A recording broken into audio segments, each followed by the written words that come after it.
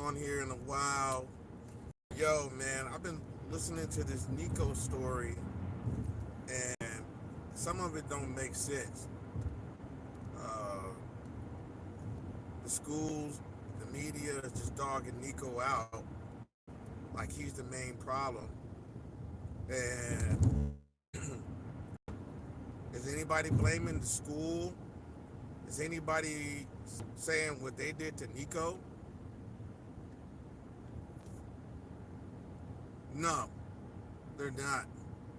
They're not going to say what they're doing to Nico or what they did to Nico. They only blaming Nico for holding out. But he wasn't the only kid that held out. What about the kid from UNLV last year? Didn't he hold out? The quarterback who won them their first 3 games, didn't he kind of hold out too? And then they just said, you know what, we're done with him. See, the universities, man, have this power trip, and people were commending Josh Heupel and all this stuff. For what? For what? Because at the end of the day, how do we know that they didn't stand up to their bargain of their agreement? He got them to the college football playoffs. See, that's what I don't like. Kid got them in college football playoffs. They lost. They're going to keep losing because, simple fact, they're going to keep losing because a lot of these schools, especially SEC schools, are going to keep losing, man. Because, simple fact, you got 12-team playoffs. And you want all the SEC teams in there. See, you know,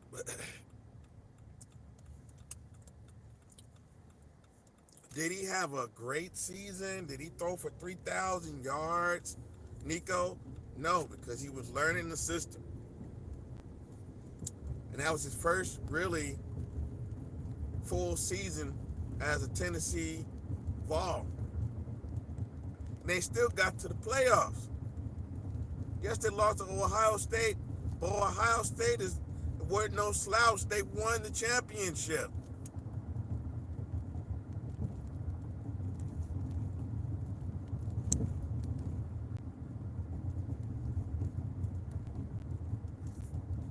I mean, come on now.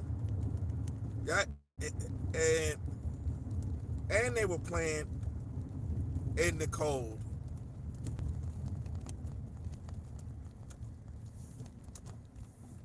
So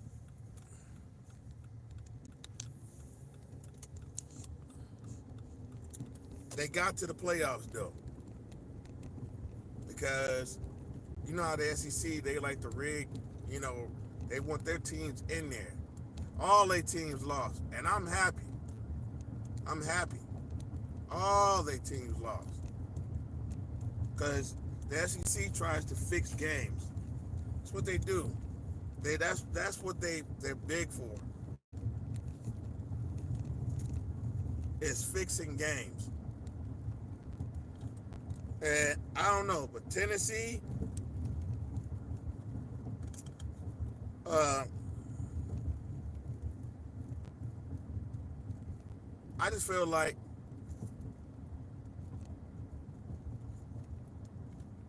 stop blaming this young man. The media, stop blaming this young man, attacking this young man, because he don't feel like he's been done right. So when somebody ain't being done right, or an agreement has been broken, he's wrong for leaving or asking for more money. And that's what y'all trying to say. He's wrong for that. You know, I remember when Lane Kiffin, it's a little story. Lane Kiffin left Tennessee, and how Tennessee Vols had a temper tantrum, and the media did. The SEC media, ESPN, All of them had a temper tantrum because he didn't stay with Tennessee, and he went on ahead and went on to USC, where he did struggle, right? But the thing is, the media did him the same way. So when it's some top schools and things like that, they do that. If he was at UNLV, they wouldn't be saying nothing. Nothing. If he's at San Diego State, they wouldn't be saying nothing about this. It's like they brushed it under the rug with the kid from UNLV. You know,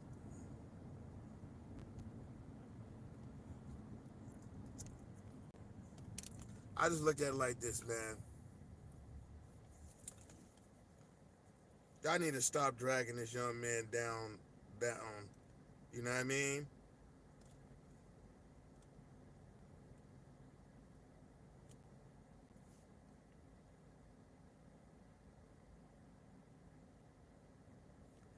And that's all I got to say about that story, man. It just, I see them dragging this young man, trying to ruin his reputation, trying to ruin him from getting any team because he didn't do what the SEC uh, slaveholders want him to do. That's how I look at it. The SEC slaveholders. That's how I look at them. So he bucked the system and said, "Nah, man, y'all gonna do him like Colin Kaepernick. Y'all gonna do him just like that too, huh? They're trying to destroy this young man." And Tennessee wrong for that. If I was Nico, I would turn around and sue every media outlet and every and Tennessee. I would sue him for for his defamation of character. That's all I got to say about that, man. It's just I seen that story and I just thought it was just crazy. Hey, man, I want to say shout out to Michael Vick and Norfolk State. Man, they, you know, he got videos out, and they're looking good, man. They look good. Delaware State with Deshaun Jackson. They look they need a quarterback. They need a quarterback over there. I think Michael Vick needs a quarterback too, but his team looks pretty good, from their practices. Um, a lot of these other teams haven't showed. Colorado's coming up soon. A lot of kids in the transfer portal. Very sad that Isaiah Gustav left, but I don't understand why these kids are leaving like this, man. Y'all say, these kids and these teams and these coaches preach family and all this stuff, but ain't nothing about family about it. It's all about a business. So these kids, as quick as they come, they going. It's crazy. I just saw Urlacher's son, who did pretty good over at Notre Dame. He's gone. So it's like, wow. I mean, there's no loyalty in football at all. And I think college football coaches need a cap and the players need a cap. See, college football coaches don't have no cap. They really don't. But I know they also get paid through the state or city that they're in. So whatever state they're in, they get a salary that, and the rest comes from somewhere else. Boosters or whatever is how they get paid all those millions and millions of dollars. So, you know, I just look at it like this: that it's some change that needs to be done in college football, and at least a cap. of what players can get paid and what college coaches can get paid. And really, the cap is the transfer. I wouldn't even say the pay, the transfer. There's too many dang transfers in 1 year. I mean, how many transfer windows do you need? A kid should be able to transfer once or twice to a school. That's it, twice through their whole 5 years of eligibility. Transfer twice, and that's it. Go back to the original way it was, transferring 2 times. That's it. Because this is crazy where you got thousands of kids in the transfer portal, and if you don't make the cut, you got to go. That's another thing. You preach family to these kids, and then these kids get put on a secondary team where they won't get where they won't will not get playing time. So I'm looking at it like this. Um, those kids should have an opportunity too. I got a cousin who played at USC. He's not playing right now. He went in the transfer portal and he ain't hit another football field since. So, some of these kids get forced into the transfer portal. And that's another issue. You know what I mean? Because a coach might not like them, or coach this and that, or kids not living to expectations or whatever. And, certain things like that. But they do need to change this transfer portal, and I think it sucks ass, for real. I think it sucks ass, the transfer portal. It's horrible. It's horrible. It's horrible for college football. Horrible. Damn, man, what the fuck? The hell you doing, dog?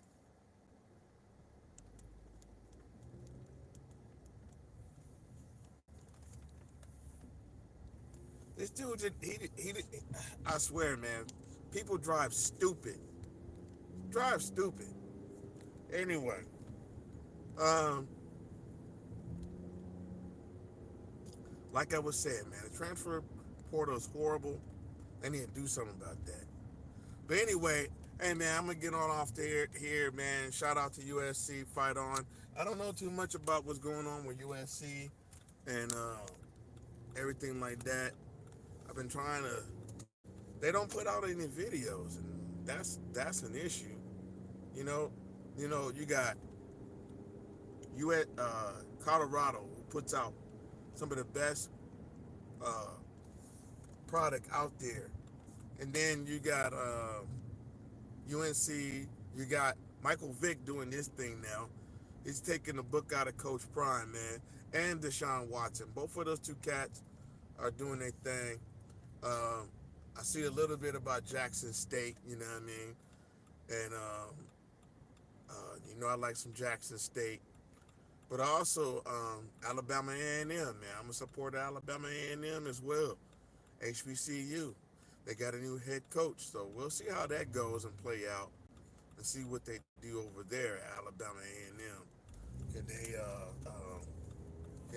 can they step it up a little bit and actually beat some teams? Even the out of conference games, man. A lot of these SWAC teams, man, they schedule these teams and then don't go out there and play them because they're trying to save their players for the SWAC championship. And they need to go ahead and beat the teams in front of them before they even worry about the SWAC championship. That's just my take on it. Like, if you're gonna schedule a UAB or something, go out there and try to whoop their ass. But nah, man, the last coach, man, he would pull his players and put in that Langford kid, and they'll lose games, man. And Langford was no quarterback. He was not a good quarterback. And then they finally went with the tall young man. I don't know what happened with him, but um, I met him once. Forgot his name, but I think he's from Georgia State. He used to play at Georgia State as a quarterback. But hopefully Alabama A&M get some upgrades on their players and things like that, and get some decent talent. All right, y'all. To the next time. Deuces.